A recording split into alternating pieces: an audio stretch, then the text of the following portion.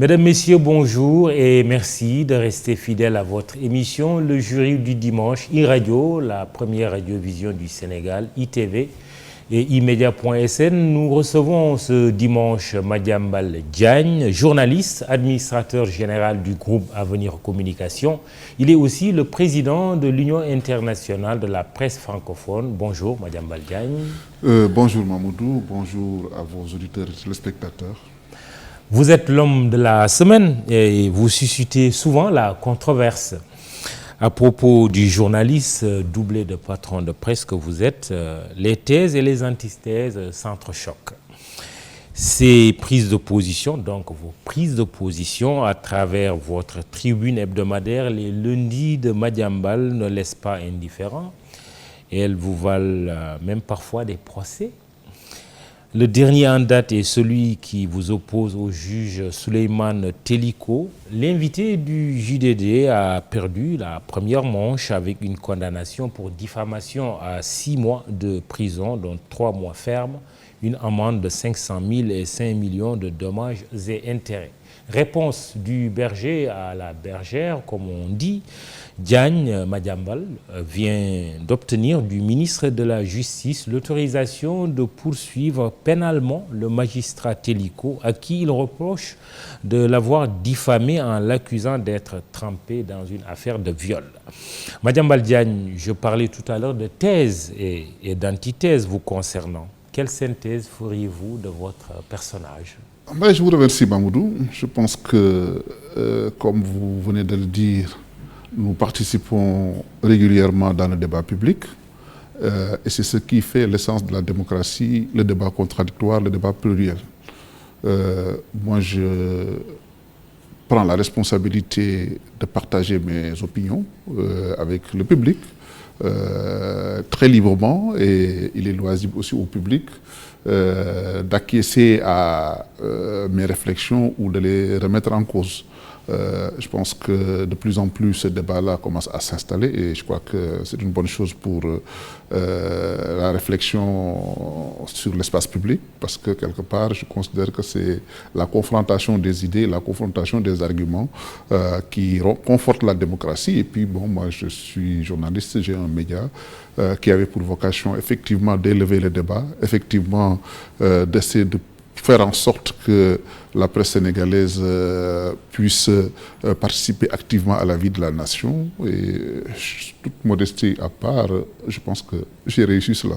Vous êtes la synthèse de quoi ? La synthèse de mes convictions, la synthèse de ma liberté d'expression, la synthèse de l'assumation de mes opinions. Je pense que c'est cela le personnage Madiambal et je suis trempé dans cet esprit-là. Votre condamnation en première instance à un emprisonnement ferme pour diffamation dans le différend qui vous oppose au juge Teliko ne fait-elle pas tâche ? Non du tout. Au contraire, c'est une condamnation qui me conforte dans mes convictions. C'est une condamnation que l'opinion publique sénégalaise a pu suivre. Nous avons pu voir les péripéties de cette procédure. Nous avions pu estimer, et de façon irréfutable, que le journaliste, quand il fait une affirmation, on lui demande la véracité de ses informations. On lui demande de prouver ses affirmations. Le rappel des faits. Le rappel des faits, j'ai été à une émission radio, oui. Au cours de laquelle j'avais été interrogé sur l'indépendance de la magistrature et le rôle ou les revendications portées par Souleymane Teliko pour asseoir une magistrature indépendante, pour asseoir plus d'éthique et de morale dans la gouvernance judiciaire. J'ai estimé que c'est une bonne chose, mais je m'interroge sur le fait quand même que les paragons de vertu ne semblent pas toujours être à la hauteur ou à la dimension de leur proclamation. Et j'ai donné pour exemple que Souleymane Teliko, par exemple, qui prête la moralité, qui prête les vertus et qui voudrait que tous les juges soient ainsi, s'est illustré ou a commis des faits répréhensibles moralement et sur le plan éthique pour avoir pris des frais de mission indus. Ça a suscité la clameur. J'ai rapporté la preuve irréfutable de documents comptables qui attestent que Souleymane Teliko a été en mission à plusieurs reprises au Tchad, a reçu des frais de mission et il avait été pris en charge par l'État tchadien qui, quelque part, était intéressé au procès. Ça pose plusieurs choses. La première question, c'est que voilà un juge qui accepte d'aller en mission pour une enquête judiciaire et qui accepte de se faire prendre en charge par l'autre partie. Je crois que si, du point de vue éthique, du point de vue moral et du point de vue professionnel, ça pose problème. Deuxième chose, voilà des gens qui ont été pris en charge et qui n'ont pas estimé devoir débourser ou rembourser les ressources qu'ils ont indûment perçues, mais ils l'ont fait parce que contraint et forcé. Il a fallu que ces sommes-là soient réclamées pour que les gens daignent rembourser et rembourser par moratoire et qui continuent encore à devoir des sommes sur ces argent-là. Mais vous êtes condamné. Mais je suis condamné parce que tout le monde savait que c'était un problème. La condamnation de Badiamba était demandée, était voulue par le tribunal qui a tout mis en œuvre pour me condamner de façon corporatiste. Tout le monde le sait. Justice, Madiambal. Non, mais ce n'est pas la justice, justement, cher ami. Vous savez, pour une première fois, Mahmoud, vous devez être étonné. D'abord, ce qui vous doit vous alerter, c'est le fait, simplement, qu'il y ait une peine aussi lourde. Vous n'avez pas connaissance, pour des infractions du genre, d'arriver à cette peine-là. Pourquoi, de façon inédite, on condamne Madiambal à cette peine-là? Ça traduit un état d'esprit, ça traduit une volonté. 6 mois de prison, dont 3 fermes. 3 mois fermes. Oui. Ça pose un problème. Premier problème. Deuxième problème. Pour la première fois dans les annales judiciaires du Sénégal, un juge rend une décision et se sent obligé d'aller à la radio pour expliquer pourquoi il rend une décision. Ça ne s'est jamais passé. Troisième chose, tout le monde a pu voir dans les comptes rendus des médias le déséquilibre qu'il y a eu dans le procès. Le procès a été tout sauf équitable, il a été tout sauf un procès juste. Moi, des avocats. Non, j'avais des avocats qui ont... Mais justement, quand même. Le droit de la défense a été respecté, mes avocats ont défendu le droit de la défense. Mais je vais vous donner quelque chose qui va vous sidérer davantage. Au-delà de tout cela, à l'entame de votre émission, vous avez dit que réponse du berger à la bergère, j'ai décidé de porter plainte contre Souleymane Teliko. Et j'avais été autorisé par le ministre de la Justice pour cela. Mes avocats sont en train de travailler sur cela. Mais je vais vous dire, pourquoi j'ai porté plainte contre Souleymane Teliko? Il m'a accusé à la barre d'être trempé dans une histoire de viol et d'être un escroc. Tout le monde le sait. La presse l'a relayé. Je suis revenu sur cette question-là à plusieurs reprises, d'ailleurs, après le procès. Pendant le procès, quand Souleymane Teliko a sorti ses âneries, honnêtement, j'ai dit au tribunal, je demande solennellement que cette déclaration soit consignée sur le plumitif, parce que je veux lui donner une suite judiciaire. À la fin du procès, c'était la dernière requête aussi réitérée par un de mes avocats qui a dit, mon client insiste auprès du tribunal pour que cette déclaration gravissime soit consignée sur le plumitif d'audience. Qu'est-ce qui s'est passé? J'ai demandé le plumitif d'audience, l'extrait du plumitif d'audience. Je l'ai reçu hier. Cette déclaration n'y figure pas.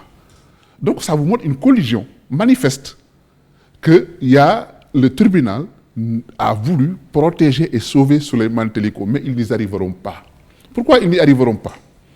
Parce que cette déclaration de Souleymane Teliko, qui est grave et que je ne saurais laisser passer, mérite d'être éclairée devant l'opinion publique. Il faudrait qu'il y ait un procès public pour que Souleymane Teliko me dise si les accusations de viol et d'escroquerie sont avérées ou pas. Les Sénégalais doivent savoir. C'est pour ça que je ne l'ai pas laissé tomber.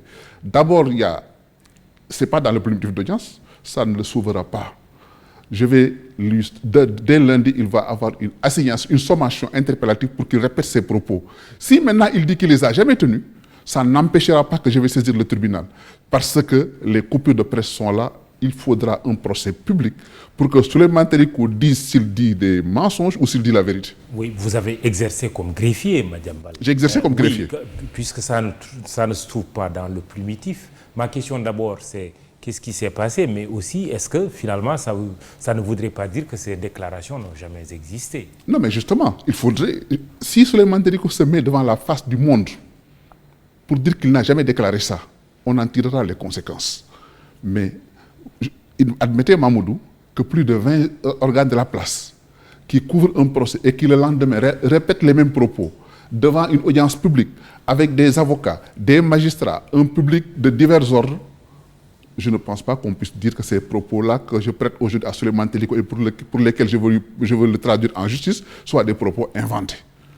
J'ose espérer, franchement, j'ose espérer que Souleymane Teliko ne va pas se deviner par rapport à ces propos-là. De toute façon, il faut être clair. Ce n'est pas dans le plumptif d'audience, c'est manifestement une collusion du tribunal pour protéger un des siens. C'est ça la vérité. Il faut aussi qu'on n'ait pas peur des mots. Sont quand même assez Non, mais c'est la vérité. Pourquoi un justiciable qui vient devant la barre pour dire que cette déclaration est grave, que cette déclaration-là mérite d'être consignée dans le procès verbal. Quand je l'ai dit, le président a voulu ignorer cette demande. J'ai insisté. Et à la fin du procès, mon avocat, Maître Baboucar Cissé, a insisté pour dire que mon client insiste pour que cette mention-là figure sur le plumitif. Mais on ne peut pas être plus clair dans une demande. On se réveille, on ne voit pas ça sur le plumitif. Donc il y a une volonté manifeste de ne pas mettre ça. Mais qu'à cela ne tienne, toutes ces choses qui se sont passées, qui sont des choses anormales dans ce procès-là, doivent interpeller. Qui ça doit interpeller? D'abord l'institution judiciaire en tant que telle. Je ne pense pas que l'inspection générale de l'administration de la justice puisse être insensible à une telle situation. De toute façon, moi, je saisirai l'inspection générale de l'administration de la justice. Je vais leur dire de voir les conditions dans lesquelles un dossier a été jugé et pour qu'ils regardent si le justice a bien fonctionné ou pas. Je considère qu'il est de la responsabilité du premier président aussi de la Cour suprême, qui est inspecteur général de la justice par autre compétence, s'intéresse sur le fonctionnement judiciaire. Mais là où c'est grave, Mahmoud, moi, quelque part, quoi qu'on puisse dire, je suis un personnage public. Je suis connu de tout le monde, j'ai la possibilité peut-être de me faire entourer d'avocats, d'assurer ma défense. Ma voix porte quelque part. Un dossier me concernant est suivi à l'international. Vous avez vu les organisations internationales qui se sont prononcées sur ce dossier-là. Donc c'est un dossier médiatique qui n'est pas un dossier simple. Vu la qualité des protagonistes, mais aussi vu peut-être la façon dont les choses sont déroulées. Mais si moi, je vis des déboires comme ça, une injustice aussi criarde, qu'en sera-t-il du justiciable ordinaire qui n'a pas la possibilité d'avoir une voix pendue pour parler comme Madiambal le fait, ou d'avoir des avocats pour se défendre comme Madiambal a pu avoir des avocats pour le défendre, ou bien qui ne peut pas bénéficier d'un soutien international ou un soutien national comme Madiambal en a bénéficié. Mais dans ce cas, le justiciable ordinaire doit pouvoir se sentir beaucoup lésé. Et ça interpelle le fonctionnement de la justice. Justement, il y en a qui pensent plutôt que vous êtes un privilégié en obtenant l'autorisation du ministre de la Justice pour l'ouverture de poursuites pénales contre le juge Souleymane Teliko. Madiambal, un privilégié. Donc, en quoi je peux être un privilégié? Donc Souleymane Teliko est un privilégié d'avoir la possibilité, lui, de saisir le tribunal pour des faits qui le diffament. Si lui, c'est un citoyen, nous sommes égaux en droit. Il a la possibilité de saisir un tribunal. Et que moi, je n'ai pas la possibilité de saisir un tribunal. Je saisis le tribunal parce que la procédure demande que pour saisir la Cour suprême pour poursuivre pénalement un magistrat, le statut de la magistrature dispose qu'il faut une autorisation préalable du ministre de la Justice. J'ai saisi le ministre de la Justice avec des éléments probants en lui disant que, monsieur le ministre, voilà la déclaration faite en audience, voilà les faits qui le corroborent, je veux donner une suite à cela et je veux être autorisé conformément à la loi à le poursuivre. Mais je ne suis pas le premier. Il y a d'autres magistrats aujourd'hui qui ont des dossiers pendants devant la chambre criminelle de la Cour suprême, qui ont bénéficié d'autorisation du ministre de la Justice pour les poursuivre. J'en connais. Donc, pas plus tard qu'il y a 2 ou 3 mois de cela, un magistrat est déjà traduit devant la chambre criminelle. Peut-être que ce n'est pas médiatisé comme l'affaire Madiambal, mais aujourd'hui, en quoi Souleymane Teliko ou un autre peut-il avoir le droit de poursuivre Madiambal ou Mahmoud Ibra Kane ou M. Tartampion devant la justice et que si M. Tartampion ou M. Y qui trouve qu'il a des raisons de poursuivre Souleymane Teliko ou un autre magistrat, qu'il ne le fasse pas. Donc c'est me faire un mauvais procès de dire que j'ai bénéficié de privilèges. Vous suivez le jury du dimanche iRadio, ITV, imedia.sn. Madiambal Diagne, journaliste et patron du groupe Avenir Communication, en est l'invité. On va prendre un peu les questions de nos auditeurs. Cheikh Sagna qui dit pourquoi il, c'est-à-dire Madiambal Diagne, est toujours libre alors qu'il est condamné à 3 mois de prison ferme. Est-ce qu'il trouve normal qu'une personne sous contrôle judiciaire n'ait pas droit de se prononcer en public sur le dossier alors qu'une personne condamnée soit libre de tout mouvement et de s'exprimer sur son jugement? Alassane Diallo qui dit que Madiambal dit beaucoup de vérité, c'est pour cela qu'il y a des gens qui n'aiment pas ça. Mohamed Lamine Gueye, Madiambal, est-ce que vous êtes prêt à demander pardon à Souleymane Teliko dans votre journal si vous perdez le procès? Est-ce que vous pensez que quelqu'un qui connaît le jour du jugement dernier comme Teliko peut diffamer de manière gratuite quelqu'un comme vous? Commençons par Cheikh Sagna. Pourquoi êtes-vous libre alors que vous êtes condamné à 3 mois de prison ferme? Non, c'est simple, c'est la loi. Je suis condamné à 3 mois de prison ferme. La loi ne permet pas à un magistrat, avec 3 mois ferme, de décerner un mandat de dépôt ou un mandat d'arrêt. J'ai fait appel de cette décision-là, qui sera réexaminée. Si la peine est confirmée et que toutes les voies de recours sont épuisées, je purgerai la peine. Si le jugement est infirmé, je ne la purgerai pas. Demanderiez-vous pardon à Souleymane Teliko? Demandez pardon à Souleymane Teliko, pourquoi? Bon, Mohamed Gueye vous pose la question. Mais justement, demander pardon, c'est accepter d'être coupable de quoi que ce soit, je ne le suis pas. J'ai donné des affirmations corroborées par des éléments de preuve irréfutables. Souleymane Teliko, devant la barre, n'a pas nié ce que j'ai dit.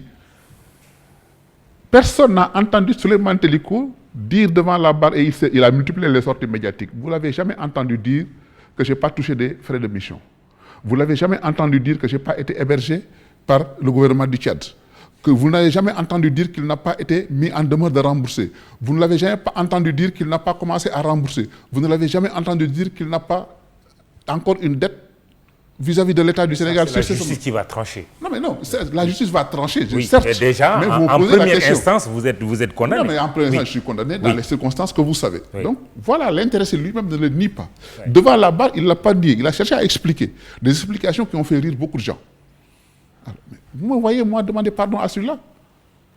Au contraire, s'il y a quelqu'un qui doit demander pardon, c'est lui. Parce que depuis qu'il a sorti ces bêtises de m'accuser de viol et d'escroquerie, il n'a plus osé en parler.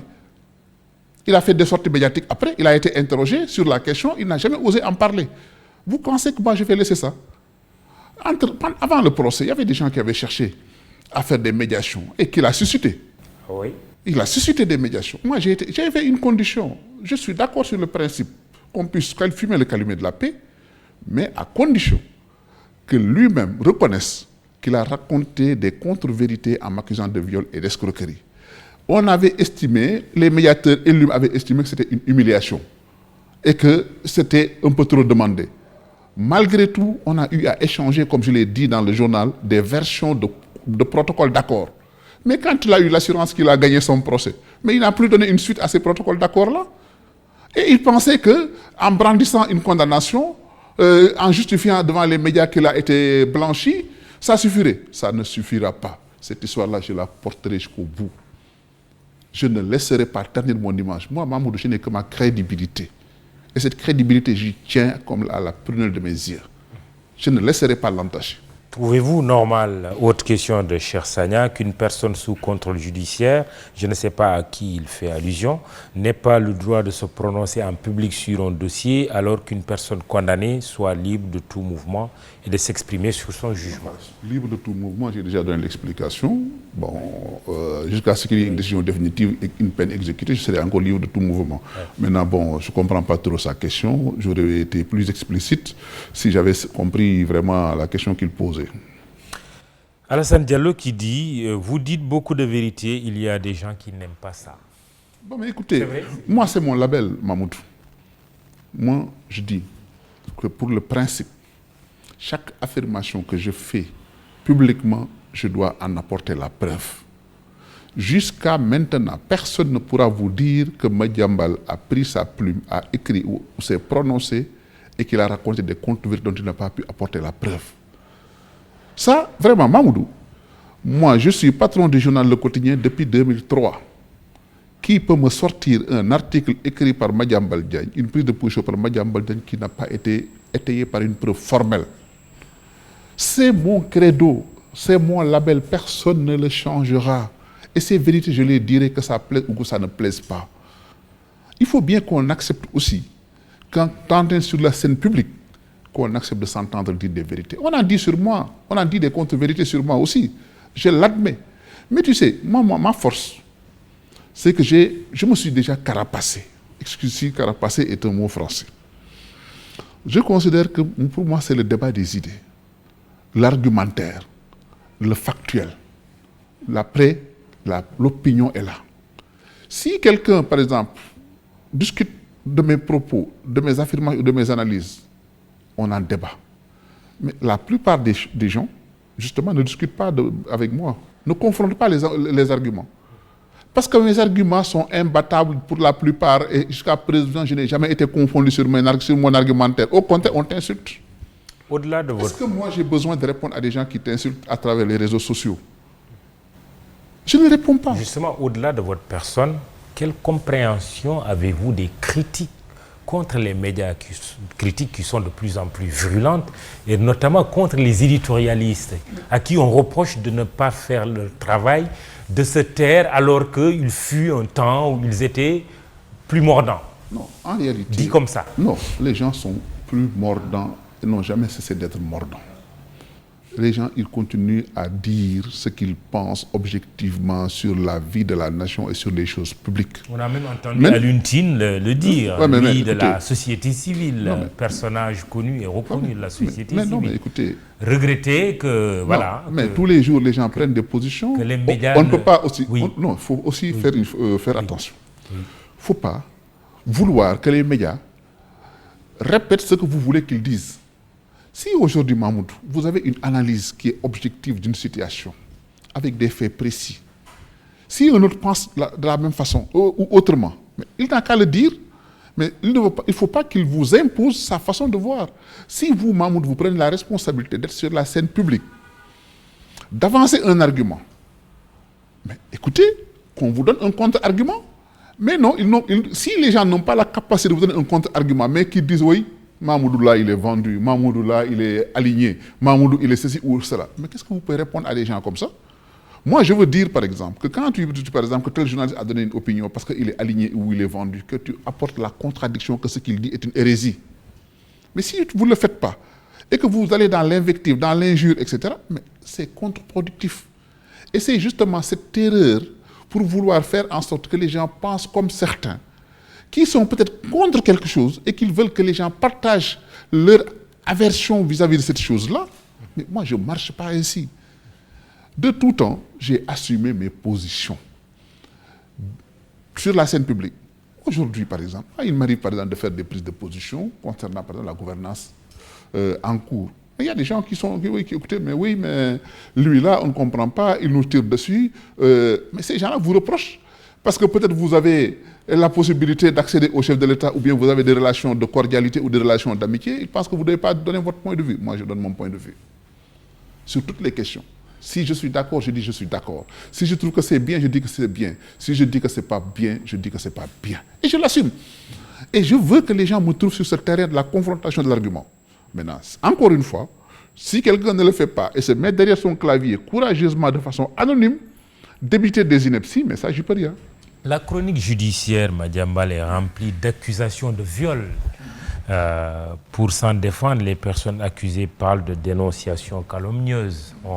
Deux exemples pour illustrer le fils de notre confrère Cheikh Yérim Seck, mais aussi Ousmane Sonko, qui est accusé par la jeune demoiselle Adji Sarr. Quelle réflexion vous inspire ce phénomène dans un contexte justement de criminalisation du viol? Bon, mais écoutez, vous savez, ce n'est pas seulement au Sénégal qu'on voit des phénomènes comme ça, c'est à travers le monde. Il y a une recrudescence d'infractions du genre. Il y a renforcement des peines, il y a une sensibilité plus forte sur ces questions-là, il y a aussi une meilleure protection des victimes. Il y a aussi un intérêt médiatique certain, surtout que si les personnes qui sont en cause sont des personnes publiques. Ça arrive. Et l'être humain, il est complexe. Il a ses forces, il a ses faiblesses. Un dossier existe. Moi, ce qui m'importe, c'est que quand il y a une réalité ou une accusation comme ça, que tous les éléments de preuve soient apportés, que toutes les investigations nécessaires soient effectuées, que la justice, en toute sérénité, en toute transparence, rende un verdict. Moi, c'est ça qui importe pour moi. Les droits de la défense doivent être assurés et garantis. Les droits de la victime aussi doivent être assurés et garantis. Ce que je trouve ignoble, c'est qu'une personne, quelle qu'elle soit, puisse prétendre avoir été victime de quelque chose, qu'on ne cherche pas à savoir les tenants et aboutissants. Dès le prrr, on l'accable, on l'insulte, on l'injurie, on le traite dans la boue, au point qu'aujourd'hui, la gravité de la situation, c'est que d'autres victimes peuvent ne plus se manifester, de peur d'être lynchées. De peur d'être lynchées. Ça, il faut aussi qu'on y prenne garde. Finalement, on a peur même aujourd'hui, de porter plainte. On pourrait avoir peur de dire que j'ai été violé. Voilà, justement, d'abord, la question du viol a toujours été difficile dans nos sociétés. Généralement, quand une femme était violée, on dit oui, peut-être qu'elle l'avait bien cherché. Parfois, on dit ça. Elle a été à un endroit où elle ne devait pas être, elle a été mal habillée, etc., ou elle a provoqué, etc. Ça, on a toujours entendu dire. Si maintenant, à cela, à ces contraintes, à cette pesanteur sociale, s'ajoute que si vous dites que je suis violé, vous êtes lynché, accusé, vous n'osez même plus sortir. Vous allez dans le cas de Ousmane Sonko. Mais la présumée victime Adji Sarr, mais elle n'ose plus mettre le nez dehors. Depuis plusieurs mois, elle vit cachée. Elle vit cachée parce que, craignant d'être attaquée, craignant d'être lynchée, au-delà du lynchage médiatique, il y a un risque d'atteinte à sa vie ou à son intégrité physique. Et personne, pratiquement, enfin personne, c'est un peu trop dire, mais ceux qui avaient l'habitude de défendre des victimes comme ça, se sont courageusement terrés cette fois-ci. C'est un problème. Et dire cela, ce n'est ni accréditer la thèse du viol, ne pas le dire, ce n'est pas aussi absoudre qui que ce soit. Moi, je considère qu'il y a des citoyens sénégalais qui sont en cause. Ces citoyens sénégalais doivent avoir le même respect et la même dignité. Et ils ont les mêmes droits. Qu'on traite ça de façon juste et équitable. Le jury du dimanche, Madiambal Diagne en est l'invité.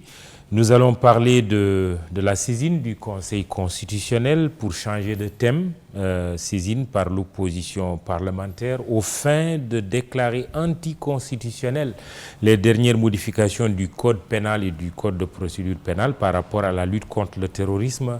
Quelles sont les chances de l'opposition de voir sa requête aboutir?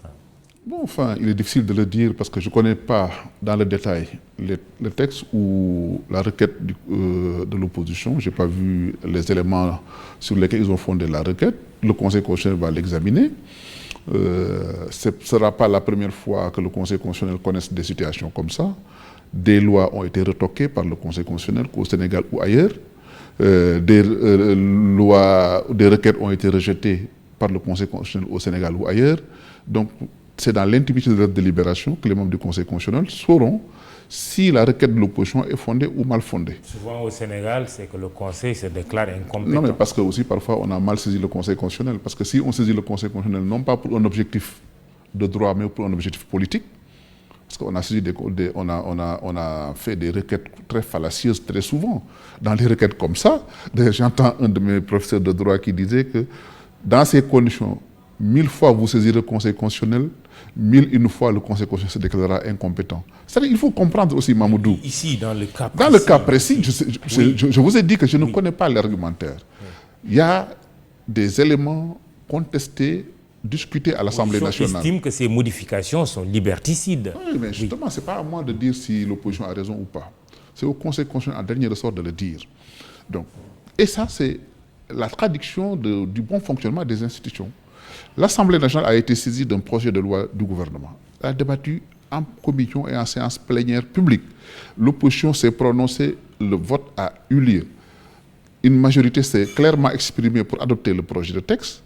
Le texte avant promulgation a été traduit devant le Conseil constitutionnel qui se prononcera dans les délais constitutionnels et rendra une décision. Dans quel sens le Conseil constitutionnel va rendre sa décision? Je sais, personne ne saurait le savoir. On ne peut pas préjuger la décision du Conseil constitutionnel. Mais encore une fois, ce ne serait pas une première que le Conseil constitutionnel rejette une requête de l'opposition. Ce ne serait pas non plus une première que le Conseil constitutionnel accepte une requête de l'opposition ou bien que le Conseil constitutionnel retoque certaines dispositions du texte. Arrivée du général de division Moussa Fall au haut commandement de la gendarmerie nationale en remplacement du général Jean-Baptiste Tine, Moussa Fall, le général, dit qu'il il va bâtir une gendarmerie ancrée dans les valeurs républicaines. Tous les échelons opérationnels devront s'attaquer aux violences urbaines et rurales. Je reprends d'ailleurs des propos que vous-même vous avez repris dans votre journal Le Quotidien. Général Moussa Fall, au commandement de la gendarmerie. Vous avez applaudi? J'ai applaudi. Pourquoi? Simplement parce que c'est un général pétri de valeurs républicaines qu'on a connu sur le terrain, qu'on a pratiqué dans le commandement, qu'on a vu à l'œuvre et qui aujourd'hui se fixe une lettre de mission très républicaine. La restauration des valeurs républicaines, c'est par ça que vous avez commencé à dire républicain jusqu'au bout des ongles que je suis, je ne peux qu'applaudir à une telle volonté. Et puis, bon, j'en parle aussi avec beaucoup d'émotion. Le général Moussa Fall, vous savez, il n'y a rien de plus sincère que les relations faites depuis l'enfance. C'est le temps de l'innocence. Nous avons cheminé ensemble, je connais l'homme. Je sais aussi sa loyauté vis-à-vis de la République. Et aussi, dans un pays, dans une République, le chef suprême des armées, à qui on doit obéissance, respect et loyauté, c'est la Constitution de la République du Sénégal, mais le commandant en chef, c'est le président de la République. Et je peux vous dire que le Moussa Fall a la confiance du président de la République. Évoquer les valeurs de la République dans le contexte actuel, ça renvoie concrètement à quoi? Oui, on dit République, valeurs de la République, nous tous nous le répétons. Mais dans le contexte actuel. Dans le contexte actuel, justement, c'est très important. C'est très important parce que, excusez-moi un mot grossier que je vais employer, la République est en train de foutre le camp. Pourquoi? Voilà qu'on a vu surgir sur la scène politique des personnes qui sont en train de saper l'idéal républicain dans ce pays. L'idéal républicain, c'est quoi? C'est l'égalité des citoyens devant la loi. C'est le respect dû aux institutions. C'est le respect de la loi et de l'ordre. C'est le respect des principes démocratiques. Il y a des personnes qui sont identifiées clairement par tout le monde, qui ont un objectif de conquérir le pouvoir par la violence et de conquérir le pouvoir par des méthodes antidémocratiques. Ça, c'est connu de tout le monde. Si quelqu'un proclame la restauration et la défense et la protection de la République, je lui apporte mon soutien. Au Sénégal? Mais bien sûr, vous avez vu les événements de mars, c'était un événement insurrectionnel. C'était insurrectionnel, personne ne peut le nier.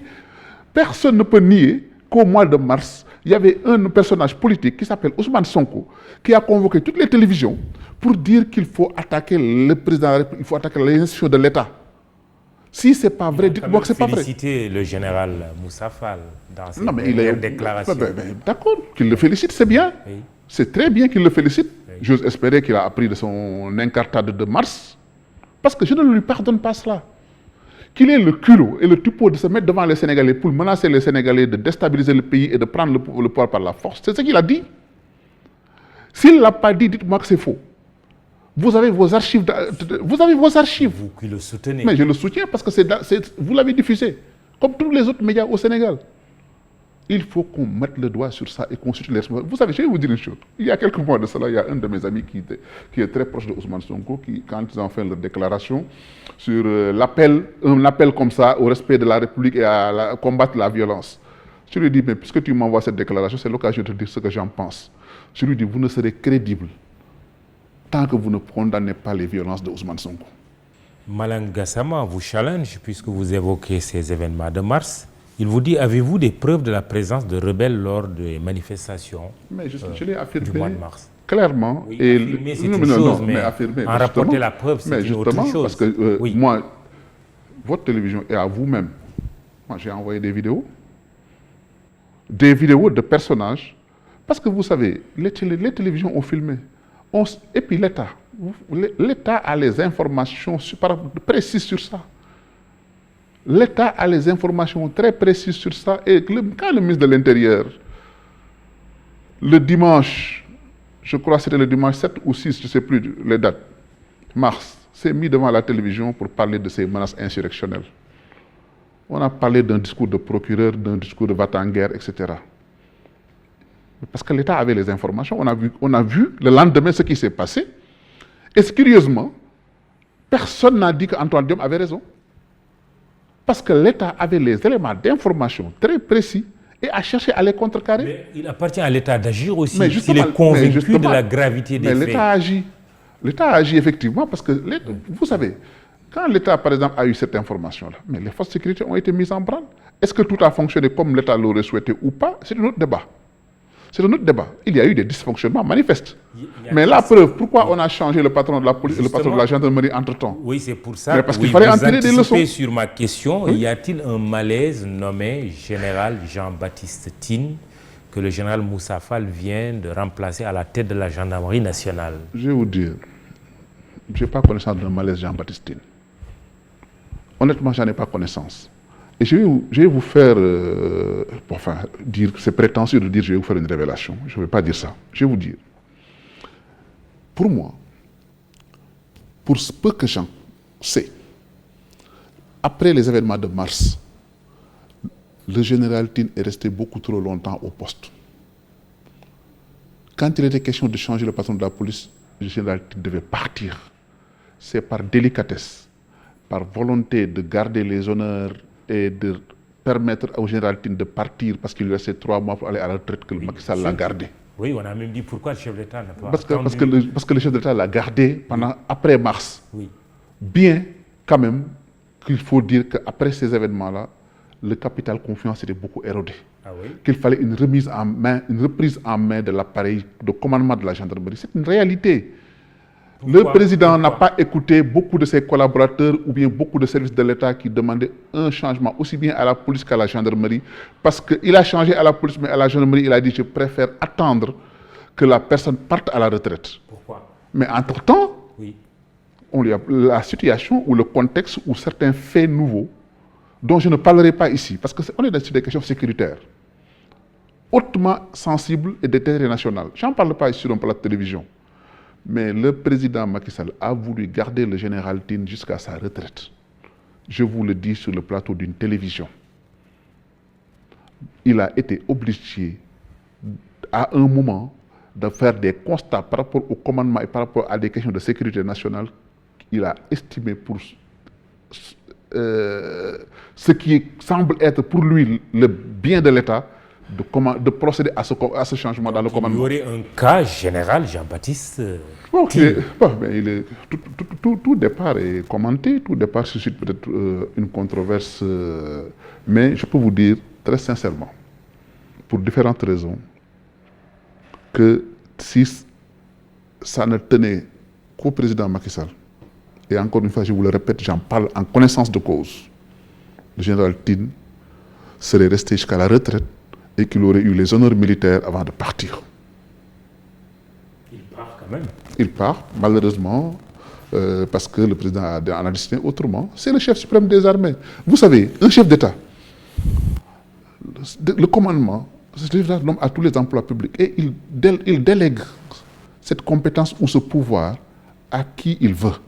Et quand il n'a plus confiance, ou bien quand sa confiance manque, ou bien quand il a des raisons objectives ou subjectives même, pour changer quelqu'un, il les change. C'est ça la loi de la République. Macky Sall peut aujourd'hui changer un commandement de la gendarmerie parce que la tête du commandant de la gendarmerie, ou bien son accoutrement, ou bien la façon dont il a mis son képi ne lui plaise pas. C'est comme ça que la République fonctionne. Jeudi dimanche, Madiambal Diagne est l'invité. On va toujours rester sur les missions que s'est assigné le nouveau haut commandant de la gendarmerie nationale et directeur de la justice militaire, le général de division Moussa Fall, lutte contre le terrorisme et la cybercriminalité. Moussaka qui dit, parlant justement de la lutte contre le terrorisme, quelle analyse Madiambal fait de la déclaration de Cheikh Tidiane Gadio devant l'Assemblée nationale faisant état de terroristes qui viseraient les mausolées de Touba et de Yoff? Bon, moi je ne connais pas les objectifs des terroristes, mais je sais, d'après nos différentes sources d'information, d'après les renseignements que nous avons ça et là, d'après les contacts militaires ou diplomatiques, ou les contacts dans les forces de sécurité, ou bien même les contacts que nous avons dans la sous-région, le Sénégal est en ligne de mire des terroristes. Et on sait que partout où opèrent ces terroristes, ils s'attaquent en priorité aux symboles vitaux ou représentant la foi des personnes. Au Mali, les terroristes, quand ils étaient à Tombouctou, qu'est-ce qu'ils ont fait? On dit que Tombouctou, c'est la ville des 333 saints. la première chose qu'ils ont eu à faire, c'est aller faire sauter les tombes de ces saints-là. Ça, c'est un fait avéré. Est-ce qu'ils veulent dérouler la même stratégie au Sénégal s'ils sont là? Je ne sais pas. Mais on doit pouvoir se dire que des terroristes, des islamistes, s'ils arrivent dans un pays, même en Irak, ils ont fait sauter les tombes de ce qu'on a considéré comme des saints. C'est un peu On a vu des terroristes. On a vu des terroristes essayer de faire sauter la Kaaba. Donc, c'est vous dire simplement que c'est leur modus operandi. Si Cheikh Tidiane Gadio le dit, et Cheikh Tidiane Gadio est un ancien ministre des Affaires étrangères, Cheikh Tidiane Gadio, c'est quelqu'un qui est aussi très présent sur les réseaux internationaux. Il a des relations. Il a aussi une casquette que lui a donnée l'OIF pour être un observateur de l'OIF au Mali. Donc, il doit avoir l'information. Et il a dit dans sa déclaration, si je me souviens bien, que c'est son ami Soumaïla Cissé, que Dieu ait pitié de son âme, qui lui avait confié la présence de Sénégalais parmi ses gardes quand il était pris en otage, et que l'objectif de ces djihadistes-là, c'était de s'en prendre à certains mausolées. Donc moi, je ne peux pas dire si c'est un objectif réel ou non, mais je constate simplement que c'est dans l'ordre du possible. Commandement pour commandement, parlons du nouvel avion de commandement présidentiel, un A320 Neo, qui est attendu le 16 juillet. Les tests ont été faits récemment. 58 milliards de francs CFA. Une telle dépense se justifie-t-elle au regard du contexte? Bon, j'avais parlé de cette question-là en rappelant des confidences de compagnons de Senghor qui s'étonnaient de la défectuosité ou des risques d'un avion de Senghor qui disait que la sécurité n'a pas de prix. La sécurité d'un chef d'État n'a pas de prix. Acheter un avion pour le président de la République pour que son avion ne crache pas, je pense que ce n'est pas un investissement exagéré. Demander à la Pologne ce que leur a coûté un crash d'un avion présidentiel. Demander au Rwanda ce que leur a coûté le crash d'un avion présidentiel. Les contextes peuvent ne pas être les mêmes, mais 58 milliards, c'est beaucoup dans un pays comme le nôtre. Mais si on considère que ce que vous appelez un bijou a été acheté moins cher que l'achètent les autres, parce que le Sénégal a su négocier, je ne me plaindrai pas. Si aussi on considère que c'est une dépense qui a été faite dans la transparence absolue, jusqu'à ce que quand la controverse a été suscitée au Sénégal, les partenaires du Sénégal disent que nous donnons l'exemple de cette acquisition d'un avion présidentiel du Sénégal comme exemple aux autres pays africains, je pense que de ce côté-là, on n'a peut-être pas à épiloguer. Des tournées économiques avec force inauguration, un budget de l'État qui va passer de 4 000 à 5 000 milliards. Peut-on parler d'opération de charme de la part du président Sall et à quelle fin? Bon, écoutez, en politique, quelqu'un qui est au pouvoir fait toujours une opération de charme en direction de l'électorat, surtout qu'on va vers des échéances électorales.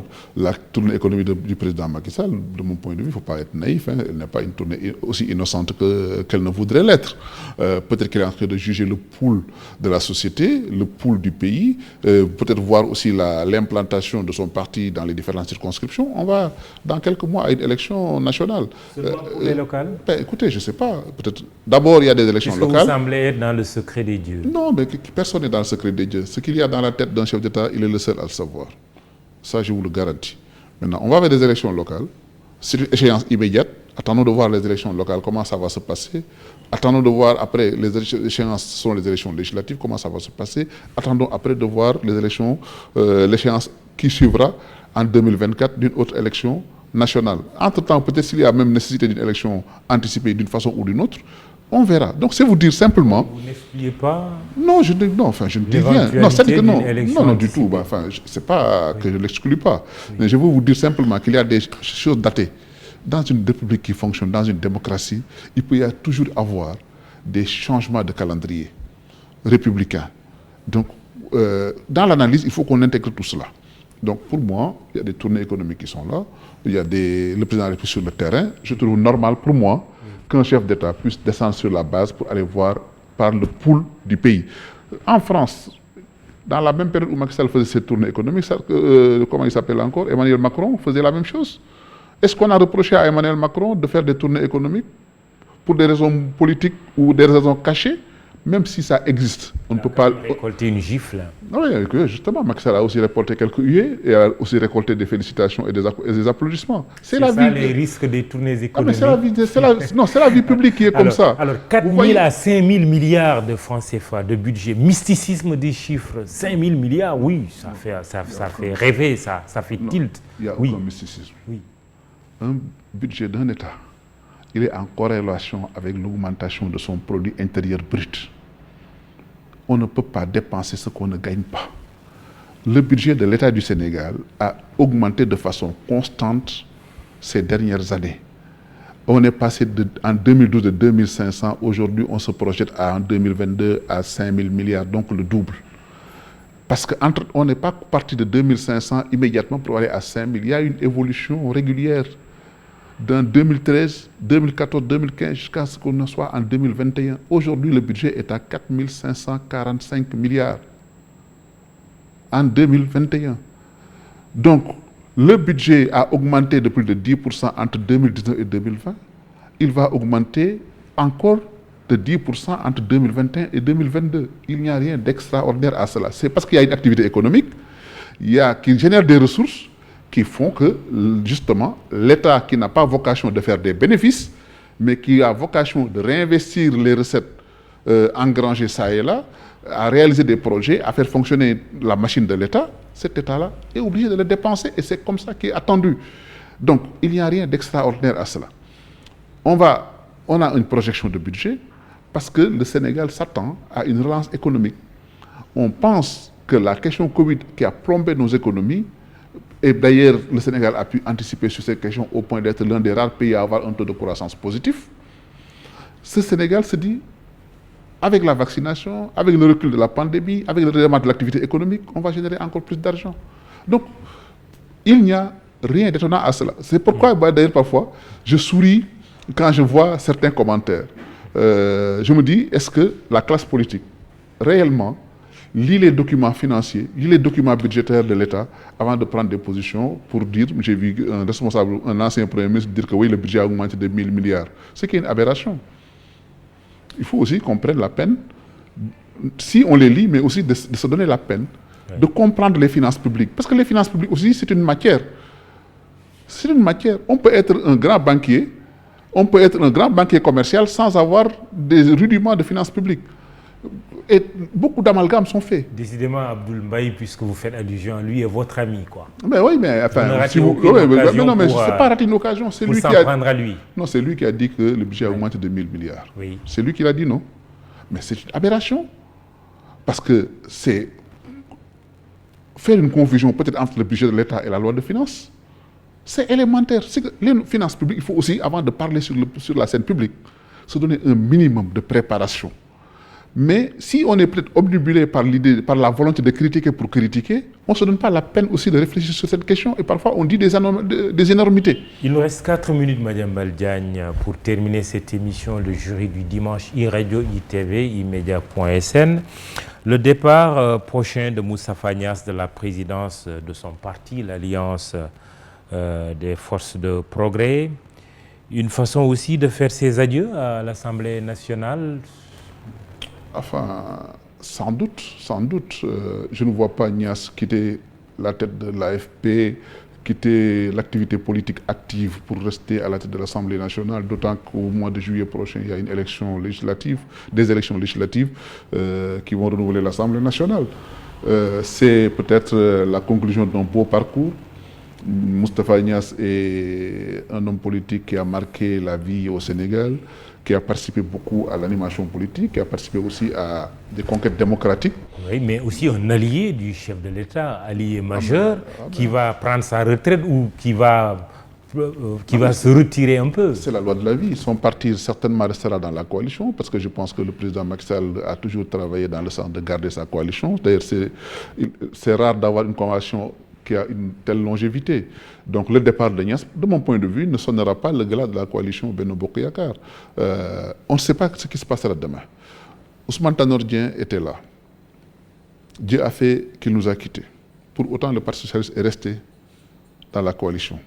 Donc si Moustapha Niasse prend une retraite politique, son parti certainement sera dans la coalition et Moustapha Niasse pourra être un sage, un bon recours pour pouvoir conseiller, orienter et jouer peut-être un rôle attendu d'un sage de sa dimension. Parce que, comme on dit aussi, dans notre pays ou dans nos pays, il est parfois utile d'avoir des personnes de cette dimension qui peuvent participer à la régulation ou l'apaisement de la vie publique. Madiambal Diagne, le sage de l'Union internationale de la presse francophone, vous en êtes à votre 3e mandat là. Oui, j'ai fini. Quand est-ce que vous allez vous arrêter? Ou non, vous allez encore empiler? Justement, Mahamoudou, vous avez parfaitement raison de dire quand est-ce que vous allez arrêter. Oui. Moi, j'avais voulu arrêter depuis 2019. Vous avez été à Yerevan, vous avez suivi nos Arménie. En Arménie en 2018. Le comité international, qui est l'organe de décision, a proposé ma candidature et l'a adoptée à l'unanimité. Je disais que c'était mon dernier mandat. On va au Cameroun en 2019, vous y aviez été. Le comité international s'est réuni pour modifier les statuts, pour dire que le président Diagne ne peut pas partir, on le veut encore à la tête de l'UPF. Le comité international avait voté à 50 voix contre une, c'était la mienne. Par pudeur ou par décence, je n'ai pas voulu voter cela. Jusqu'à présent, on va en novembre prochain à Tunis à des assises internationales. Le renouvellement des instances de l'UPF va se poser. Je vais vous dire, honnêtement, je vais faire autre chose. Mais l'UPF aussi, il faut le dire, c'est une success story pour moi. J'ai réussi à pousser l'UPF à la porter à un niveau qu'elle n'avait pas connu avant. Vous gardez d'annoncer votre départ. C'est encore possible que vous soyez là. Bon, honnêtement, je ne veux plus rester. Pour vous dire franchement, je ne veux plus rester. Très bien. Mais est-ce que j'ai la responsabilité, comme le dit une de mes collaboratrices, qui m'a appelé pas plus tard qu'hier sur cette question, pour me dire, Président, est-ce que vous avez la responsabilité de ne pas parachever, ne serait-ce que pour un mandat de plus, les actions que vous avez déjà entamées? Je lui ai dit, en toute honnêteté, je dois passer à autre chose. Très bien, on verra à Tunis au mois de novembre prochain. Le Sénégal retiré de la liste des pays sûrs en matière de protection des homosexuels, décision prise par le Conseil d'État français, dans un contexte de débat aussi, sur même des bisous échangés sur une scène musicale sénégalaise entre des danseurs. Oui, sérieusement, qu'est-ce que vous pensez de cette question qui fait débat? J'en ris parce que d'abord, moi, la sexualité des gens, ce qu'ils font dans leur chambre à coucher ne m'intéresse pas. Première chose. Deuxième chose, cette question de l'homosexualité est une question sur la scène publique. On veut nous faire croire que c'est une nouveauté importée de l'Occident. On a toujours vécu dans notre société avec des homosexuels qui dansaient dans nos cérémonies et autres. Ce n'est pas une création de l'Occident, ce n'est pas une nouveauté. Et aujourd'hui, cette question-là, elle est tellement portée comme un objectif politique qu'au point que vous avez vu, on change la législation pour la durcir davantage, soit.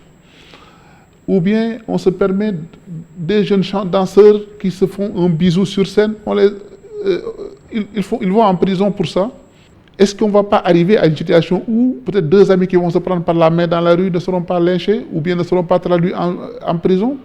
On a même vu ici une grande vedette de la musique sénégalaise lynché publiquement, déclaré parce qu'il avait un sac qui ne plaisait pas à certaines personnes. En conclusion, vous êtes contre la criminalisation de l'homosexualité? Mais pour moi, ça n'apporte rien. Honnêtement, ça n'apporte rien. Il y avait un arsenal juridique qui était là. Pourquoi chercher à criminaliser? On va alourdir des procédures, renvoyer les gens devant des chambres criminelles qui vont faire un encombrement judiciaire qui ne se justifie pas. Merci. Vous savez, la législation n'empêche pas les gens de pécher quand ils veulent pécher. Merci. Madiambal Diagne, vous êtes journaliste, administrateur général du groupe Avenir Communication. Vous êtes aussi le président de l'Union internationale de la presse francophone. Jury du dimanche, iRadio, ITV, imedia.sn. Présentation Mahmoud Ibra Kane. Pour le compte de votre site, le texte Babacar Fall, la photo Pape Doudou Diallo, c'est l'occasion de présenter nos condoléances à Abdoulaye Sylla, autre photographe du site qui a perdu sa sœur. Paix à son âme. Donc, sincères condoléances à toi, Abdoulaye. Réseaux sociaux, Biram Pouy, Fatimata Ba. Réalisation, Masmou, prise de vue, Cheikh Diop, prise de son, Iba Marsen. Bon dimanche, rendez-vous dimanche prochain.